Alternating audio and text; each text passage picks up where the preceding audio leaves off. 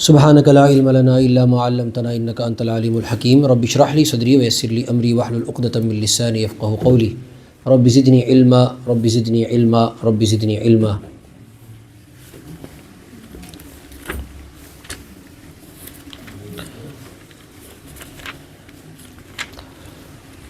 سورۃ البقرہ کے آخر میں دو اہم مضمون ہیں، ایک انفاق فی سبیل اللہ اور دوسرا اس کا پیرالل نظام ربا، سود۔ یہ دونوں آپس میں ضد ہے۔ یہ دونوں نظام ہیں دنیا کے اندر۔ دیکھنے میں دنیا کو ربا، سود والا نظام بڑا شاندار لگتا ہے، اس لیے باوجود عقل کے خلاف ہونے کے وہ اس کو اپنی عقلوں پر سوار کر لیتے ہیں، اور انہیں یہ بات دل میں نہیں بیٹھتی، ذہن میں نہیں اترتی کہ سودی نظام معیشت کو تباہ کرنے اور غربا اور نچلے طبقے کے لیے ایک زہر ہے اور ان کی معیشت کو حد درجے نقصان پہنچانے والا ہے۔ تو اللہ تعالیٰ نے دونوں نظام پیش کیے، سود والے نظام کے بارے میں بھی گفتگو کی اور انفاق فی سبیل اللہ والے نظام کے بارے میں بھی گفتگو کی۔ جہاں انفاق فی سبیل اللہ کے اندر ہمدردی ہے، انسانیت کی خدمت ہے، غریب طبقے کی جو ہے داد رسی ہے، وہیں سود کے اندر اس کا الٹا نظام ہے۔ سود کا مقصد مالدار اور مالدار ہوتا جائے، ظالم اور ظالم ہوتا جائے، اور بڑی مچھلی مزید کھاتی رہے اور چھوٹا دبا رہے، نچلے طبقے کا انسان گرا رہے، وہ کبھی زندگی میں اٹھ نہ سکے۔ اس لیے اللہ تعالیٰ نے دونوں نظاموں کو ایک جگہ پر رکھ کر ایک طرف انفاق فی سبیل اللہ کی فضیلت اور اس کے آداب بیان کیے، اور دوسری طرف سودی نظام کی تباہی اور سودی نظام کی ہلاکتیں اور ان کی بربادیوں کو بیان کیا، اور اس کے اوپر وعیدیں بھی۔ کفر کے بعد بہت سارے ایسے گناہ جن پر سخت وعیدیں اتری ہیں، ان میں سب سے سخت وعیدیں سود کے بارے میں اتری ہیں۔ اللہ تبارک و تعالیٰ نے سود میں لگنے والے انسان کے بارے میں وہ جملہ کہا ہے کہ جو اور کسی گناہ کے بارے میں نہیں ہے، اور حضور علیہ الصلاۃ والسلام نے بھی وہ جملہ فرمایا ہے جو اور کسی گناہ کے بارے میں نہیں۔ یہ دونوں جملے بڑے غور کرنے والے ہیں۔ تو آج ہم سود کے انفاق فی سبیل اللہ سے متعلق اہم باتیں آپ نے کل سن لی تھی، جس میں ایک پوائنٹ کی طرف میں دوبارہ اشارہ کروں گا، جس کو میں نے کئی مرتبہ بارہا مختلف انداز سے کہا ہے، صراحتاً کہہ دینا چاہتا ہوں۔ وہ یہ کہ زکوٰۃ کے نظام کے ساتھ ساتھ تطوع، نفل اور امداد للہ، صدقہ جاریہ، یہ وہ چیزیں ہیں جو انسان کے مراتب اور انسان کے درجات کو بڑھاتی ہیں۔ زکوٰۃ انسان کے اپنے مال کو پاک کرنے کے لیے اور فرض ادا کرنے کے لیے ہے، اور اس کے علاوہ جو امداد ہے، جو فی سبیل اللہ خرچ کرنا ہے، جو دینی تعلیم کو فروغ دینا ہے، یہ مستقل الگ سے ایک کیٹیگری ہے جس سے انسان کے مراتب اللہ کی نظر میں بلند ہوتے ہیں۔ نمازوں کے بارے میں بھی کہا گیا کہ قیامت کے دن جب اللہ تعالیٰ انسانوں کا حساب لیں گے تو کہیں گے کہ دیکھو میرے بندے کے فرائض کی کیا حالت ہے۔ جب فرائض کا حساب لیا جائے گا، اس کے بعد دیکھا جائے گا کہ دیکھو میرے بندے کے پاس نوافل بھی ہے کہ نہیں ہے۔ اب وہ نوافل صرف نماز کے نوافل مراد نہیں ہے، یہ صدقات کے نوافل بھی ہیں، کہ دیکھو میرے بندے کے فرائض میں اگر کوئی کمی رہ گئی ہے تو اس کمی کو کہاں سے پورا کرو؟ نوافل سے پورا کرو۔ اس لیے زکوٰۃ اور صدقات واجبہ کے علاوہ پورا سال اپنے آپ کو ایسے صدقات کا عادی بنانا چاہیے، اور اپنے بچوں کو اس کی عادت ڈالنی چاہیے۔ اس چیز کی طرف بڑی توجہ۔ کئی مرتبہ والدین کسی اچھی عادت کو اپنائے ہوئے ہوتے ہیں، لیکن ان کی نسل ان سے وہ نہیں لے پاتی۔ یہ وہ چیز ہے جو نسلوں میں آگے منتقل ہونی چاہیے، اور اس کو باضابطہ چھوٹے بچے بڑوں کو کرتے ہوئے دیکھتے ہیں، اور پھر ان کی عادت پڑتی ہے، ان کے دل میں مال کی محبت پیدا نہیں ہوتی، اور وہ ضرورت مند کی ضرورت کا خیال رکھتے۔ اس کی مثال قرآن نے پیش کی ہے۔ سورۃ القلم کے اندر ایک واقعہ پیش کیا کہ ایک بزرگ ہوا کرتے تھے، ان کے بڑے شاندار باغ ہوا کرتے تھے۔ وہ باغ جو ہے اللہ تبارک و تعالیٰ کی راہ میں اس کے انہوں نے حصے کر رکھے تھے، اور اس کا ایک اچھا خاصا حصہ اللہ کی راہ میں خرچ کرتے تھے اس باغ کا۔ اور لیکن جب ان کا انتقال ہو گیا، ان کے بچوں نے فیصلہ کیا کہ نہیں، ہمارے جو والد تھے وہ کوئی عقل مندی کا کام نہیں کرتے تھے، لہذا انہوں نے اس کو روک دیا۔ تو اللہ تبارک و تعالیٰ کی طرف سے ایسا عذاب آیا کہ وہ پورا کا پورا باغ یک لخت رات میں ایسی آفت اور ایسی تباہی آئی کہ پورا کا پورا جل کر خاک ہو گیا، انگور کا باغ۔ تو وہ پورا قصہ سورۃ القلم کے اندر آیا۔ اس سے بھی یہ سبق ملتا ہے کہ اپنی جو دولت ہم چھوڑ کر جا رہے ہیں، اپنی اولاد کو اس مزاج کا بنا کر جائیں کہ دولت ان کے دل کے اندر نہ گھسے اور وہ آخرت سے اس دولت کی وجہ سے غافل نہ ہو، بلکہ اس دولت کو، اس مال کو آخرت کی کمائی کا سبب اور ذریعہ بنائیں۔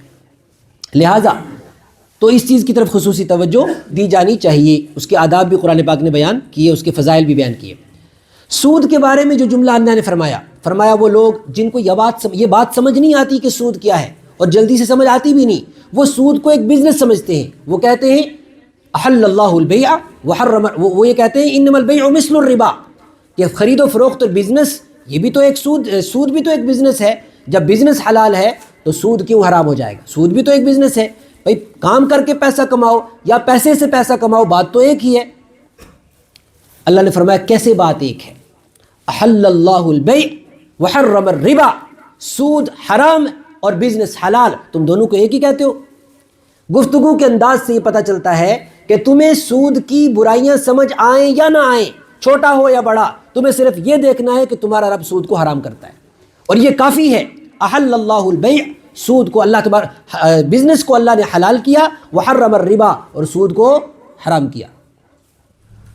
فمن جاءہ موعظۃ من ربہ، لہذا جس کے پاس اس کے رب کی نصیحت آ جائے، اس کے رب کا حکم اس کو پہنچ جائے کہ سود ایک لعنت ہے، سود اللہ کے غضب کو دعوت دینے والا ہے، تو اس کو اس سے رک جانا چاہیے، اس کو اس سے باز آ جانا چاہیے۔ لیکن جو لوگ باز نہیں آتے، ان کے بارے میں جو میں جملہ عرض کر رہا تھا، کیا کہا قرآن نے؟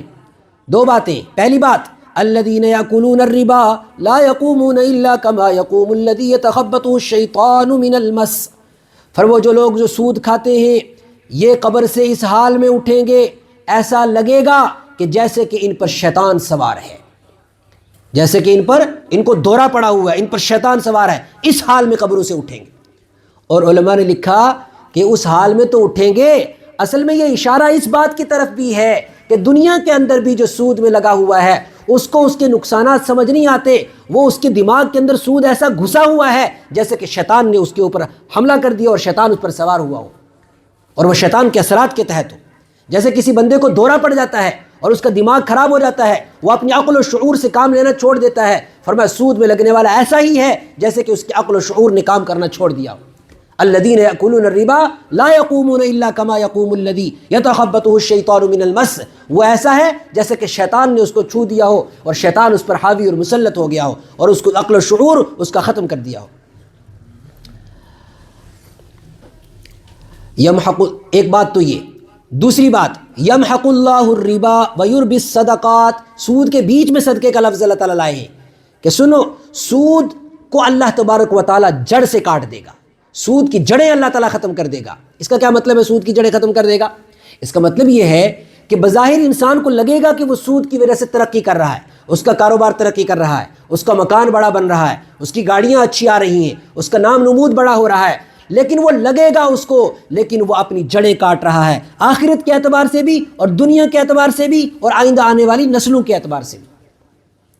ضروری نہیں ہے 15-20 سال، زیادہ سے زیادہ 10 سال، 5 سال، 8 سال، دنیا کے اندر بھی اللہ تعالیٰ سود کے نتائج دکھاتا ہے اور کھلی آنکھوں سے دکھاتا ہے، اور دنیا نے دیکھے اور جو دیکھ رہے ہیں۔ ابھی پچھلے دنوں میں کوئی بندہ ہماری تھنا منڈی میں ٹاور پہ چڑھ گیا تھا، اوپر اس پہ بڑے ٹاور پہ چڑھ گیا تھا اور وہاں سے اپنے آپ کو گرانا چاہتا تھا، اور بڑی مشکل سے لوگوں نے اس کی منت سماجت کر کے اس کو پکڑا۔ وہ کسی ایسے ہی چکر میں پھنس گیا تھا، کہیں اس کا پیسہ ڈوب گیا، کسی جگہ پر وہ کسی لاٹری واٹری کے چکر میں تھا۔ تو اس طریقے کے جو نظام ہے، حرام نظام، وہ انسان کو دنیا کے اندر بھی تباہی تک پہنچا دیتے، اور سود نے تو دنیا کو پہنچا دیا ہے۔ دنیا کے بڑے بڑے ممالک اب اس پر غور کرنا شروع کر رہے ہیں کہ معیشت کی تباہی صرف انٹرسٹ کی وجہ سے اور سود کی وجہ سے آئی۔ تو اللہ نے پہلے وعدہ کیا، چاہے وہ انڈیویجول زندگی ہو، چاہے وہ پوری انسانیت یا کسی شہر یا کسی ملک کی معیشت ہو، وہ تباہ ہو جائے گی جب اس کے اندر سود آئے گا۔ یمحق اللہ الربا ویربی الصدقات، اللہ تعالیٰ سود کو ختم کر دے گا جڑ سے، وَيُرْبِ الصَّدَقَاتِ، اور اس کے مقابلے میں صدقات کو بڑھائے گا، صدقات کی برکتیں ہوں گی، خرچ کرنے کی برکتیں ہوں گی، اللہ تعالیٰ عافیت دے گا اور رزق کے اندر وسعت دے گا۔ ان الذين امنوا وعملوا الصالحات واقاموا الصلاة وآتوا الزكاة لهم اجرهم عند ربهم ولا خوف عليهم ولا هم يحزنون۔ کیا خوبصورت ہے یہ قرآن، قرآن کا انداز قرآن کا ہی ہے، اس لیے کہ اللہ کا کلام ہے۔ بات چل رہی ہے سود کی، اوپر سے بھی سود کی، نیچے بھی سود کی، بیچ میں ایک آیت ہے، وہ لوگ جو ایمان لائے اور نیک اعمال کیے اور نمازیں قائم کی اور زکوٰۃ ادا کی، ان کے لیے ان کے رب کے پاس بہت بڑا اجر ہے، ان پر نہ کوئی خوف ہوگا اور نہ وہ کبھی غمگین ہوں گے۔ پھر آگے آیت آ رہی ہے، یا ایھا الذین آمنوا اتقوا اللہ، اے ایمان والو ڈرو اللہ سے، وذروا ما بقی من الربا، اور سود کو چھوڑ دو۔ اب بات سمجھیں جی کیا ہے یہ، اوپر بھی سود کا مضمون، نیچے بھی سود کا مضمون، بیچ میں کیا آیت ہے، وہ لوگ جو ایمان لائے، نیک اعمال کیے، نمازیں پڑھی، زکوٰۃ دی، اللہ ان کو اجر دے گا۔ اے ایمان والو ڈرو اللہ سے۔ توجہ، اوپر بھی سود کا مضمون، نیچے بھی سود کا مضمون، بیچ میں ایمان والوں کے اعمال صالحہ اور ان کا ایمان اور ان کا خرچ کرنا، یہ اس بات کی نشاندہی ہے کہ وہ لوگ جو ایمان بھی لائے، اعمال صالحہ بھی کیے، زکوٰۃ بھی ادا کی، لیکن سود سے نہیں بچے، اپنے آپ کو سود سے نہیں بچایا، وہ خطرے میں۔ ان کے سود کے اندر لگنا ان کی تمام عبادات کو خطرے میں ڈالے گا، اللہ کے یہاں ان کے مقام کو خطرے میں ڈالے گا، ان کی آخرت کی ناکامی کا سبب بنے گا۔ یہ بیچ میں آ رہا ہے، اس لیے فرمایا ایمان والے اس بات کا دھیان دیں، جیسے ایمان، جس طریقے سے ایمان اللہ تبارک و تعالیٰ کے یہاں ضروری، اعمال صالحہ ضروری، اقامت صلاۃ ضروری، زکوٰۃ کی ادائیگی ضروری، اسی طریقے سے سود سے بچنا بھی ضروری۔ یا ایھا الذین آمنوا اتقوا اللہ، ڈرو ایمان والو اللہ سے۔ پھر سے وہی مضمون، کیا مطلب، تم ایمان بھی لائے، نیک کام بھی کرتے ہو، نماز بھی پڑھتے ہو، زکوٰۃ بھی دیتے ہو، پھر بھی اللہ سے نہیں ڈرتے؟ اے ایمان والو، اس معاملے میں آ کر کیوں اللہ سے نہیں ڈرتے؟ اس معاملے میں بھی اللہ سے، نماز کے معاملے میں ڈرا، ایمان کے معاملے میں ڈرا، زکوٰۃ کے معاملے میں ڈرا، لیکن سود کے معاملے میں نہیں ڈرا۔ اس لیے فرمایا اتقوا اللہ، ڈرو اللہ سے، وذروا ما بقی من الربا، اور سود کے سارے دھندے ختم کر دو، سود کے سارے کاروبار چھوڑ دو۔ اپنی نسلوں کے لیے ہم جو کاروبار کھڑا کر کے جا رہے ہیں سود کی بنیاد پر، وہ زیادہ دن چلنے والا نہیں۔ اس کے بعد فرمایا فَإِن لَّمْ تَفْعَلُوا، یہ ہے وہ جملہ جس کے بارے میں نے کہا تھا کہ اس ایسا جملہ اور کسی گناہ کے بارے میں نہیں ہے۔ فَإِن لَّمْ تَفْعَلُوا، اگر تم نے ایسا نہ کیا، فَأْذَنُوا بِحَرْبٍ مِّنَ اللَّهِ وَرَسُولِهِ، تو اللہ اور اس کے رسول کے ساتھ جنگ کرنے کے لیے تیار ہو جاؤ، اللہ اور اس کے رسول کے ساتھ جنگ کرنے کے لیے تیار ہو جاؤ۔ اتنا سخت کیوں ہے یہ، اتنا سخت وعید کیوں آئی اس پر؟ اس لیے آئی کہ اس کی تباہی وہ تباہی ہے جو عام انسان سمجھ نہیں سکتا، اور اس کا ڈائریکٹ اثر غریب اور مظلوم پر پڑتا ہے، اس کا ڈائریکٹ اثر معیشت پر پڑتا ہے، ملکی معیشت پر، شہری معیشت پر، اور اسی طریقے سے انسان کی انڈیویجول زندگی پر، بلکہ نسلوں تک اس کا اثر جاتا ہے۔ وَاتَّقُوا يَوْمًا تُرْجَعُونَ فِيهِ إِلَى اللَّهِ، اور تم ڈرو اس دن سے جس دن تم کو لوٹایا جائے گا اللہ کی طرف۔ ثُمَّ تُوَفَّىٰ كُلُّ نَفْسٍ مَّا كَسَبَتْ، پھر ہر انسان کو اس کے اعمال کا پورا بدلہ دے دیا جائے گا۔ وَهُمْ لَا يُظْلَمُونَ، اور ان پر کوئی ظلم اور زیادتی نہیں کی جائے گی۔ اس کے بعد سورۃ البقرہ کی سب سے بڑی آیت، بلکہ پورے قرآن کی سب سے بڑی آیت ہے، جس میں یہ احکامات دیے گئے ہیں کہ جب تم معاملات کرو تو اس کے بھی کچھ آداب ہیں، ان آداب کی رعایت کرو۔ ایک تو معاملات کو لکھ لیا کرو، جب ادھار معاملات ہوں تو اس کو لکھ لیا کرو، نقد معاملات کو لکھنے کی ضرورت نہیں، لیکن ادھار معاملات کو لکھ لیا کرو۔ اوقات متعین کر دیا کرو تاکہ ایک دوسرے کے لیے دل کے اندر کوئی کدورت پیدا نہ ہو اور معاملات صاف صاف رہیں۔ اسی طریقے سے گواہ بنا لیا کرو، عادل لوگوں کو گواہ بنا لیا کرو تاکہ ضرورت پڑنے پر وہ گواہی بھی دے سکیں۔ یہ آئے بیچ میں معاملات۔ اور اس کے بعد سورۃ البقرہ کی آخری مشہور آیتیں جو ہم اکثر سنتے ہیں اور جن کی بڑی فضائل بھی ہیں، للہ ما فی السماوات، یہ پوری سورہ بقرہ کا سمجھ لو خلاصہ ہے، پوری سورہ بقرہ کا۔ للہ ما فی السماوات و ما فی الارض، اللہ ہی کا ہے وہ سب کچھ جو آسمانوں میں ہے اور جو زمین میں ہے۔ وَإِن تُبْدُوا مَا فِي أَنفُسِكُمْ، جو کچھ تمہارے دل میں ہے اگر تم اسے ظاہر کرو گے یا چھپا کے رکھو گے، یحاسبکم بہ اللہ، اللہ تم سے اس پر حساب لے گا۔ یہ مضمون کیوں ہے یہاں پر؟ سورہ بقرہ کے اندر مختلف احکامات آئے ہیں، مختلف احکامات، طلاق سے متعلق احکامات آئے، عورتوں سے متعلق احکامات آئے، کچھ جہاد سے متعلق، روزے سے متعلق، قصاص سے متعلق، حج اور عمرے سے متعلق مختلف احکامات ہم نے سنے، لیکن احکامات پر انسان کتنا بھی عمل کرے بہرحال کم ہے، اور انسان اس کا حق ادا نہیں کر سکتا۔ لہذا اس صورت کے اندر یہ بتایا جا رہا ہے انسان کو اس کی اپنی حیثیت اور اللہ کی طرف رجوع کرنے کا حکم دیا جا رہا ہے۔ فرمایا دیکھو تم جو کچھ بھی کر لو، چاہے تم عمل کرو یا نہ کرو، چھپا کر کرو یا ظاہر کرو، اللہ تبارک و تعالیٰ تم سے اس کا حساب لے گا۔ تم اللہ سے کچھ بھی چھپا نہیں سکتے۔ اپنے ظاہری لباس کے ذریعے تم اپنی شخصیت کو اور اپنے اعمال کو چھپا نہیں سکتے۔ اس کے بعد آمن الرسول بما، ایمان بھی آیا تھا شروع میں، الذین یؤمنون بالغیب ویقیمون الصلاۃ، اس کا بھی خلاصہ کہ ایمان لایا رسول پر، اس کی کتاب پر جو اس کے اوپر اتری، اور سارے مومن آمن الرسول بما انزل الیہ من ربہ، رسول ایمان لائے اس کتاب پر جو ان پر اتاری گئی، اور مومن بھی سارے ایمان لائے کس پر؟ باللہ وملائکتہ وکتبہ ورسلہ، ملائکہ پر، کتابوں پر، فرشتوں پر، رسولوں پر، گزشتہ کتابوں پر۔ اور بیچ میں ایک مضمون آیا تھا کہ یہودیوں اور نصرانیوں کی طرح نہیں بننا، یہ مضمون تھا، لمبا چوڑا مضمون گزرا یہودیوں کا اور نصرانیوں کا۔ انہوں نے ایک جملہ کہا تھا، کیا کہا تھا؟ سمعنا وعصینا، ہم سنیں گے لیکن مانیں گے نہیں، ہم سنیں گے لیکن مانیں گے نہیں۔ فرمایا یہ امت ایسا نہ کرے، یہ امت کیا کرے؟ سمعنا واطعنا، یہ امت کیسی ہے؟ سمعنا واطعنا۔ اور وہ امت کیسی تھی؟ سمعنا وعصینا، سنے گی لیکن مانے گی نہیں۔ لیکن یہ امت سمعنا واطعنا، سنے گی بھی اور مانے گی بھی، لیکن کتنا مانے گی؟ اللہ کا حق کوئی ادا کر سکتا ہے؟ اللہ کی اطاعت اور فرمانبرداری کا کوئی حق ادا کر سکتا ہے؟ نہیں کر سکتا۔ لہذا سارا کچھ کوششیں کرنے کے باوجود، محنت کرنے کے باوجود، اعمال صالحہ کرنے کے باوجود، رجوع کس کی طرف؟ اللہ کی طرف۔ اپنے اعمال پر بھروسہ نہیں، لہذا رجوع اللہ کی طرف۔ تو رجوع کرنے کا طریقہ بھی سکھایا، غفرانک ربنا والیک المصیر، غفرانک، اللہ ہم تجھ سے اپنی بخشش مانگتے ہیں، اے ہمارے رب تیری ہی طرف پلٹ کر آنا ہے، ہم سے آپ کی عبادت اور اطاعت کا حق کہاں ادا ہو سکتا ہے؟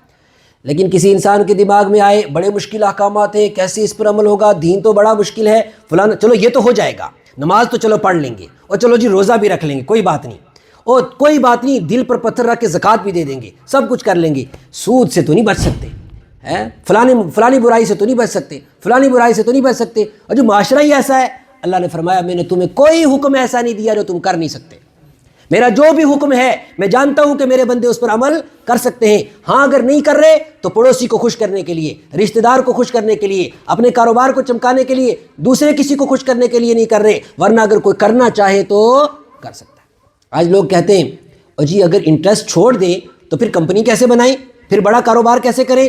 الحمدللہ ہم کچھ ایسے لوگوں کو بھی جانتے ہیں کہ جن کی بہت بڑی بڑی کمپنیاں ہیں اور الحمدللہ زیرو انٹرسٹ پہ، زیرو انٹرسٹ پہ کنسٹرکشن کمپنیاں ہیں، ان کی پوری کمپنی بغیر سودی نظام کے الحمدللہ چلا رہے وہ لوگ، اور اللہ تعالیٰ ان کی مدد کر رہا ہے اس میں۔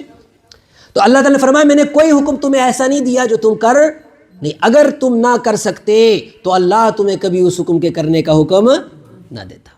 لا یکلف اللہ نفسا الا وسعها، اللہ تعالیٰ کسی بھی انسان کو اس حکم کی تکلیف دیتا ہی نہیں جو وہ کر نہ سکے۔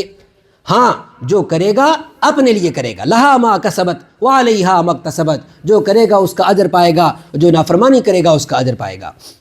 ربنا لا تؤاخذنا ان نسینا او اخطأنا، اے ہمارے رب نہ ہماری پکڑ کرنا اگر ہم کچھ بھول جائیں یا ہم سے غلطی ہو جائے۔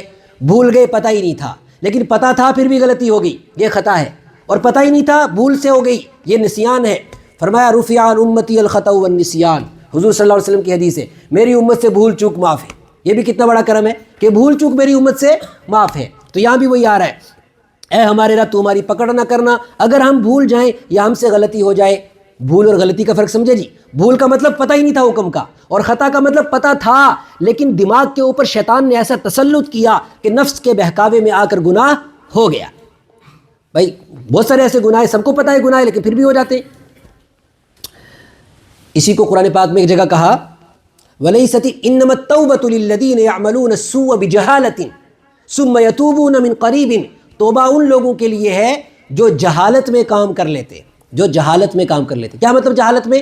جہالت کا مطلب یہ نہیں ہے وہاں پر کہ پتہ ہی نہیں تھا، وہاں پر مطلب یہ ہے جہالت کا کہ پتہ تو تھا لیکن نفس کی شہوانیت کا اور نفس کا ایسا غلبہ ہوا کہ وہ کام ہو گیا، اور ہونے کے بعد احساس ہوا کہ مجھ سے غلطی ہو گئی۔ فرمایا وہ اگر ہے تو کوئی بات نہیں، ربنا اے ہمارے رب ولا تحمل علینا اصرا کما حملته علی الذین من قبلنا، ہم پر وہ بوجھ نہ ڈالیے جو ہم سے پہلو پر تھا۔ اللہ نے اس امت سے بہت سارے ایسے بوجھ ہٹا دیے۔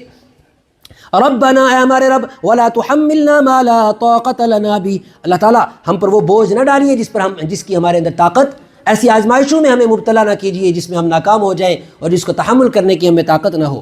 واعف عنا، آپ ہمیں معاف فرما دیجئے، واغفر لنا، ہماری بخشش فرما دیجئے، وارحمنا، اور ہم پر رحم کیجئے، انت مولانا، آپ ہی ہمارے مولا ہیں، آپ ہی ہمارے کارساز ہیں، آپ ہی ہماری بگڑی بنانے والے ہیں۔